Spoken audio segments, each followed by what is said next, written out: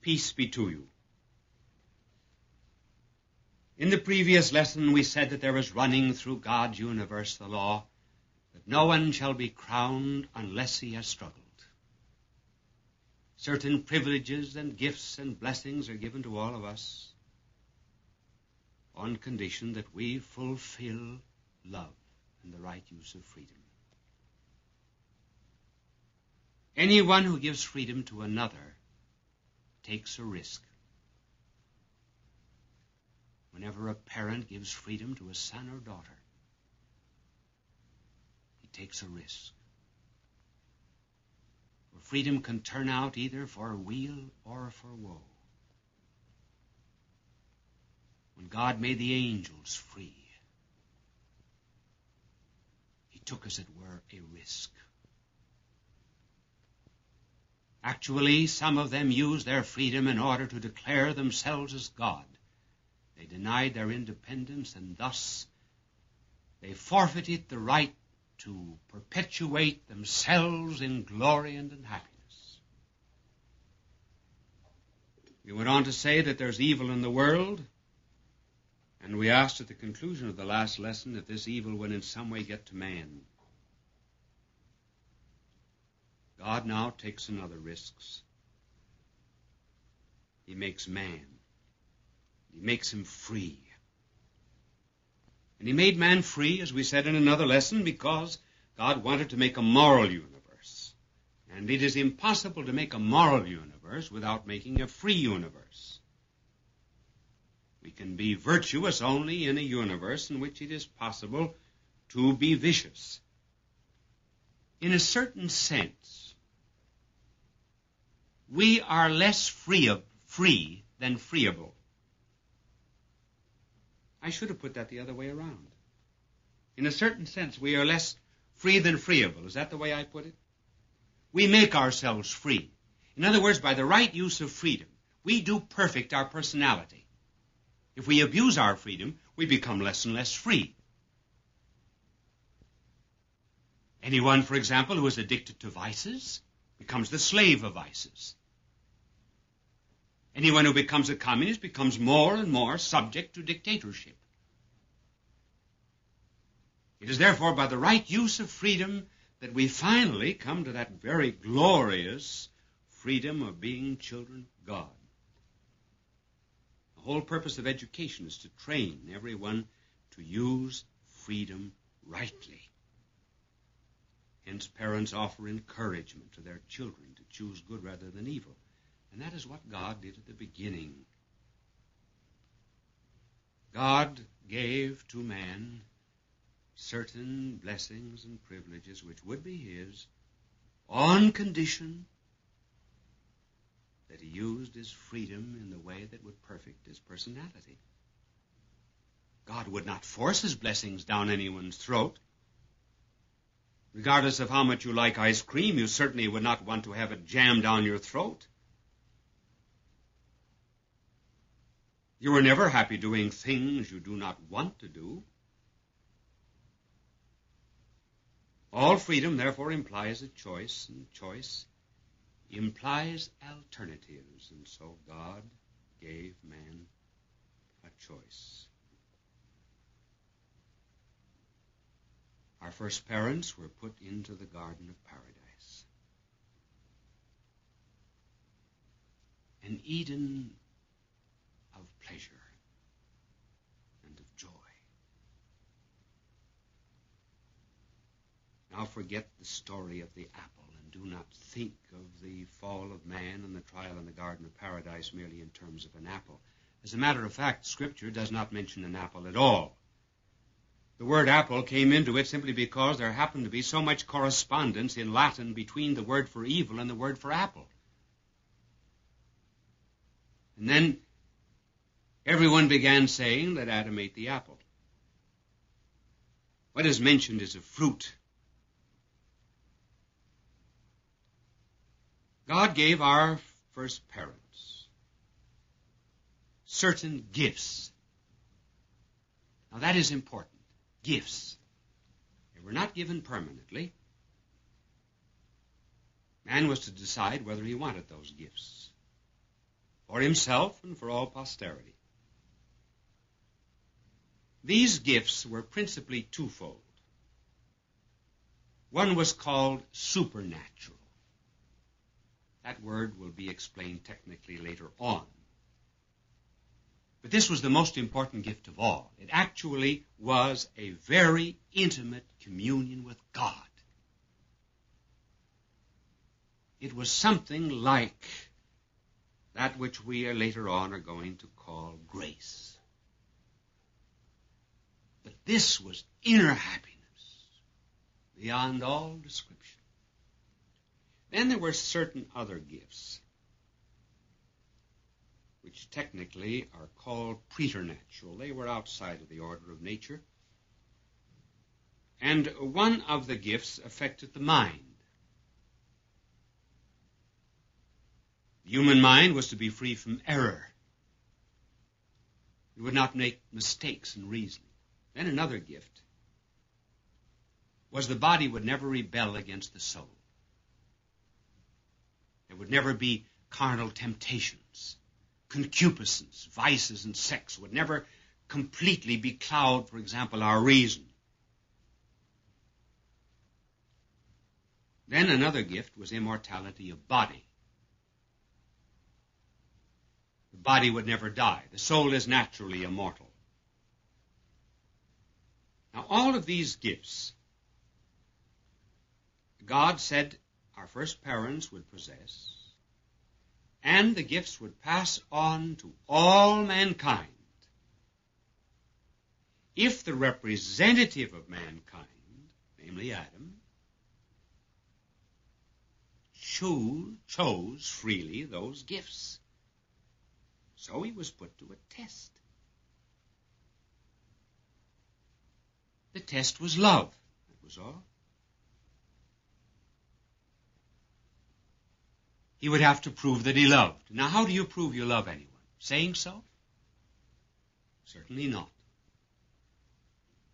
There are many who say they love God, but they do not love him. The only way we really prove love is by a choice. Every act of love is not only an affirmation, every act of love, in a certain sense, is a negation. In courtship, a young woman might say to a young man who was asking for her hand and her heart, "How do I know you love me? In this city, there are 268,412 other eligible young women. Have you seen them all? Do you know that you love me better than anyone else?" The young man, if he was rather skilled in philosophy, might say, "Yes, in a certain sense I do. But the mere fact that I choose you, I negate all of them." In the garden there was a choice. And the choice was expressed in terms of trees. The tree of life and the tree of the knowledge of good and evil. Now there were other trees in the garden, all of which gave great pleasure. But these were the important ones because they involved decision, alternatives. God wanted man to eat of the tree of life, namely, to keep in constant union with his divine life. Never to cut that canal between the two. The other tree, which God did not want man to eat, was the tree of the knowledge of good and evil. That was a kind of a human approach, inasmuch as it assumed that happiness consists in knowing evil just as well as good, knowing a cancer as well as health, knowing blindness as well as vision. The choice that was given to our first parents was therefore a choice between the tree of divine life and the tree of the knowledge of good and evil. The alternative was a choice between a fruit and a garden, a part and a whole, something that is really involved in every temptation in the world. Now, was there anything unreasonable about this trial? Is not life filled with abundant instances of receiving rewards on condition of love? Imagine a wealthy man going away for the summer and telling the chauffeur and his wife that they may live in his house, they can eat his food, they can drink his wine, they can use his cars, ride his horses, but only on one condition. The rich man says to them they must not eat the artificial fruit that is on the dining room table. The owner knows very well that artificial fruit is very bad for digestion. So he does not tell the chauffeur and the wife. They ought to know that anyway, and furthermore, they ought to trust him in the light of all that he was doing for them. If the wife persuades the husband that he ought to eat that apple, that artificial apple, she would not be a lady. And if he ate that artificial fruit, he would not be a gentleman. By doing the one thing forbidden, they would lose all the good things provided, and have indigestion besides. And they would also lose the opportunity to pass on the blessings of this rich man to their children. To make light of the fruit in the story of the fall is to miss the point that it was a test of love. Not to shake hands with a passer-by on a street is of no importance. But not to shake hands with a friend is sometimes a sign of contempt and can be very serious. Eating of the forbidden fruit was a sign of contempt. It was the symbol of rebellion. God was imposing a single limit to the sovereignty of man, reminding him that if he did the one thing forbidden, he would imperil all of the good things provided.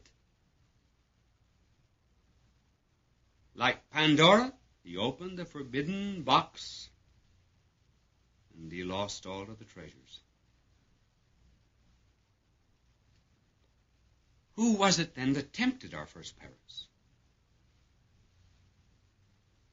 It was the fallen angel.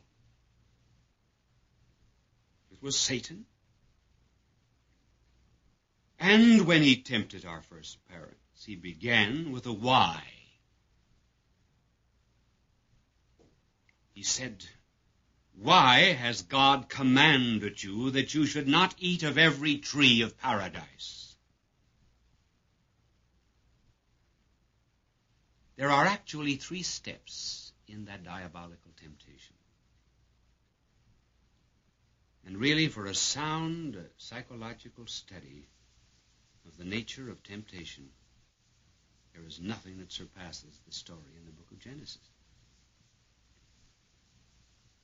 The 3 steps of Satan were the following. First, he aroused a doubt. He said, "Why did God command you?" In other words, he was saying that God's holding back something. He's unkind. His restrictions are unjust. Be more free. Can't you see this commandment is a restriction of liberty, of your constitutional rights? Defy your conscience. Why should you be under shackles?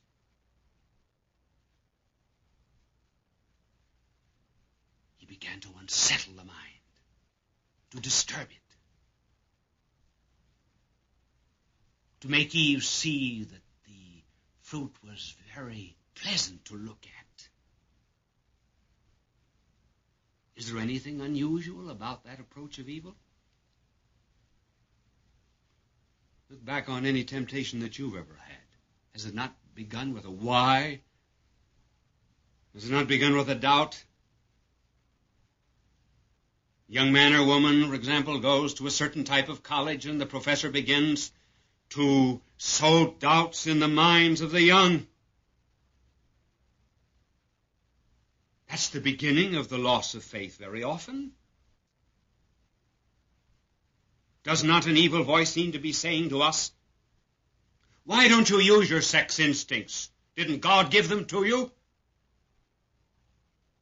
Why not make all the money you can? Isn't that why you're here in this world? Why does the church tell you that you should not marry again for the second, third, or fourth time while the first spouse is living? Why? Be free.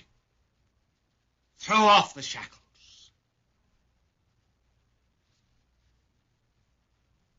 That's what's happening every day in the world. And that's what happened in the beginning.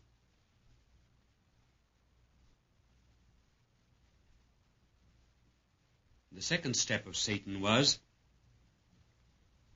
to remove all fear of the consequences of sin. He ridiculed punishment. He said, "You will not die." God said that if they ate of the fruit of that tree of the knowledge of good and evil, they would die. Satan always contradicts God. He minimizes sin. He said, "Oh, it's nothing." Don't believe God when he tells you these things. Do you still believe what he said, that what God hath joined together, let no man put asunder? That's ridiculous. Go ahead and steal it. You won't be caught. Go ahead and do it. No one will know.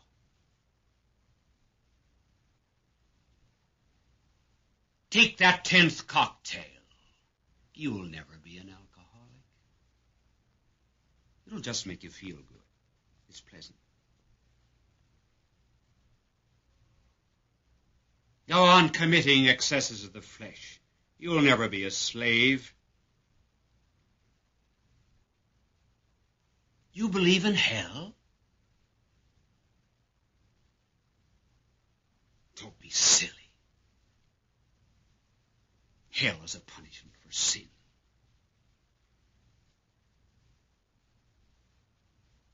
That's the way the devil talks. You heard him talk that way? Everybody has. Something very interesting about the devil, as explained in the Scriptures, is that at the beginning the devil will always say, minimize guilt. And then after we sin, he becomes, in the language of Scripture, an accuser. That is the way he's described in the book of the Apocalypse. He tells us, oh, it's nothing at the beginning. And then afterwards he says, it's everything. Now you have no hope. Now despair. Take to drink. And the third stage of the temptation of Satan was a false promise. He said to our first parents, you will be like unto God, knowing good and evil. This was a very tricky suggestion. This is really what Satan was saying. God knows the difference between good and evil. Now, the reason he does not want you to eat of the tree of the knowledge of good and evil is because you too will know the difference. And once you know the difference between good and evil, you will be like God. You see? That's the reason he's forbidden you. He doesn't want you to be like him. He's jealous.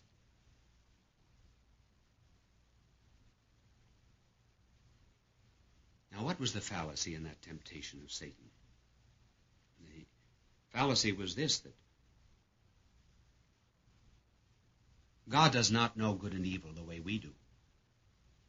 God knows good and evil and the difference between the two in a very abstract fashion. In the same way, for example, that you know typhoid fever. You do not have it, but you know it by a negation of health. But when you and I know evil, we do not know it in an abstract fashion. It gets into our blood. It becomes a part of us. The act becomes a habit. We are impelled to commit it again and again till finally we are trapped.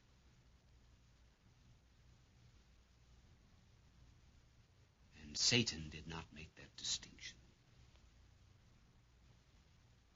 So he goes on through the world today saying, oh, you have to live. You've never lived. You've never been drunk. Innocent, aren't you? You have to know the difference between good and evil. And our first parents fell for that kind of suggestion, and the result was their eyes were opened. They hid from God. And sin, one always hides from God. Their eyes were opened. They saw themselves naked. Why do they perceive themselves to be naked now and not naked before?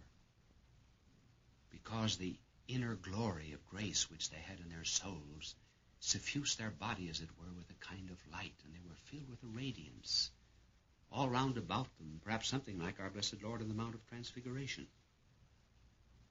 Now that they lost that inner likeness to God, well, then they perceived themselves to be naked. The earth then rebelled. Thistles grew, the beast became wild. Man then had to earn his bread with the sweat of his brow. Nature became difficult to control. Woman was told that she would bring forth her children in sorrow. Notice that the punishment of man was in relationship to nature, and the punishment of Eve was in relationship to life. All the gifts were lost. All of them. But only gifts were lost. Is there anything unnatural about the story of the fall of man? How often we have insisted on our own freedom in a way that hurt us. We interpreted freedom as the right to rebel. So we became like steam engines which refused to follow the track laid down by some master engineer. We said, I'm going to be free, and we got off the track. We became like golfers who refused to keep heads down when they swung. And then we blamed the clubs or the caddy master when we dubbed the shot. Like copies, we pretended to be originals. Like adjectives, we wanted to be nouns. Like rays, we wanted to be the sun. Like printed pages, we insisted we were the authors. All of these things we did, and we did because we inherited that abuse of freedom from the first parents. Like campaign orators, we talked so much about freedom we lost our voices, and then we no longer had freedom of speech. Our parents told us not to play with matches. We disobeyed and we burned ourselves. And when Mother called, we hid. We had no fear of the mother before we burned our fingers. Adam and Eve had no fear of God before they disobeyed. And then after sin, God appeared to be an angry God. He was not angry.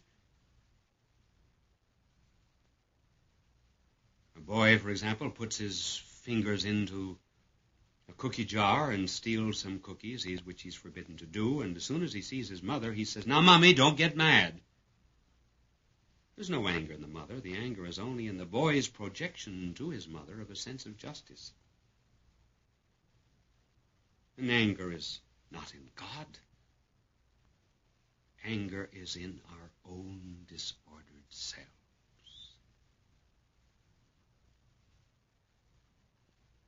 And it happens, therefore, that we, the poor descendants of Adam, have taken upon ourselves something of that disorder. All we have to know, really, to prove original sin is to look into ourselves.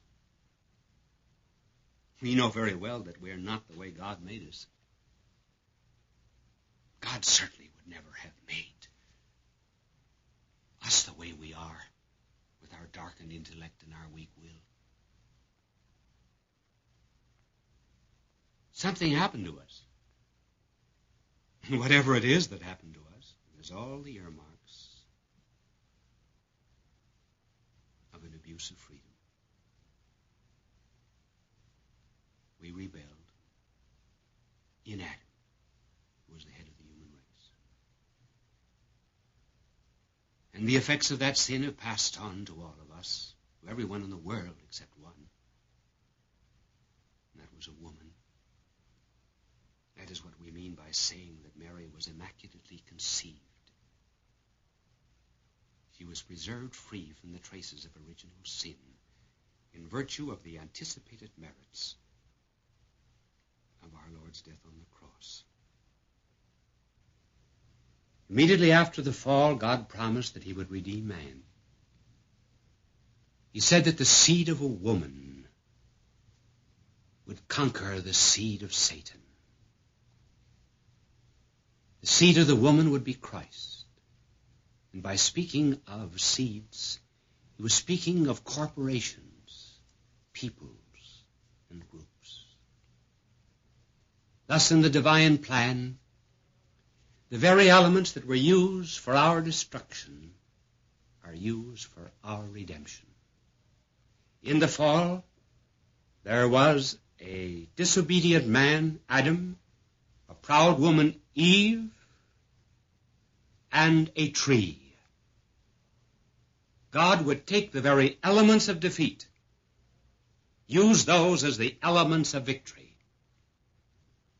For the disobedient Adam, there is the obedient new Adam, Christ. For the proud woman, Eve, there is the humble new Eve, Mary. And for the tree, there is the cross. That will be our hope.